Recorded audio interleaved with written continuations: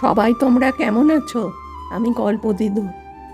এই গল্পের নাম গোপাল ভাঁড় ও রাজদরবারের শেখানো পাঠ। একদিন কৃষ্ণচন্দ্র রাজার দরবারে সবাই আলাপ করছে, কে রাজ্যের সবচেয়ে শিক্ষিত মানুষ। কেউ বলছে পণ্ডিত, কেউ বলছে রাজপুরোহিত। রাজা হেসে বললেন, গোপালকে ডাকো দেখি, ওর মতামতটাই সব থেকে মজার হবে। গোপাল দরবারে এসে প্রণাম করল। রাজা বললেন, গোপাল বলতো রাজ্যের সবচেয়ে শিক্ষিত মানুষকে?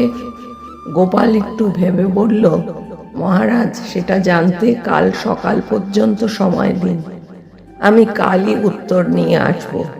পরদিন সকালে গোপাল একটা বড় বাঁদর নিয়ে হাজির। রাজা অবাক, এটা আবার কি? গোপাল হাসল, মহারাজ, এ আমাদের রাজ্যের সবচেয়ে শিক্ষিত মানুষ। দিনের পর দিন মানুষের মতোই হাঁটে, কলা খায়, আর শেখানো কথা বুঝে ফেলে। দরবারে হইচই পড়ে গেল। রাজা বললেন, তুমি কি বলছো? একটা বাঁদর মানুষ হতে পারে?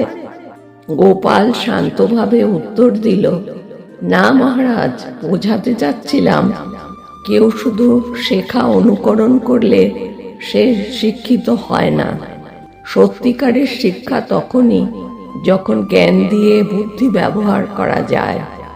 রাজা হেসে উঠলেন, আবার একদম ঠিক বলেছ গোপাল, আজও তুমি সকলকে এক দারুণ শিক্ষা দিলে। গোপাল মাথা নিচু করে নম্রভাবে বলল, মহারাজ, যা শিখেছি সবই দরবারেই তো, বুদ্ধি ও হাস্যরস। তারপর সবার মুখে হাসি ফুটল, আর রাজা ঘোষণা দিলেন, আজ থেকে গোপালকে বলা হবে রাজ্যের বুদ্ধি বিশারদ। এই গল্পের শিক্ষা শুধু মুখস্থ করে শেখা নয়, জ্ঞানকে কাজে লাগিয়ে বুদ্ধি দিয়ে চিন্তা করাই প্রকৃত শিক্ষা।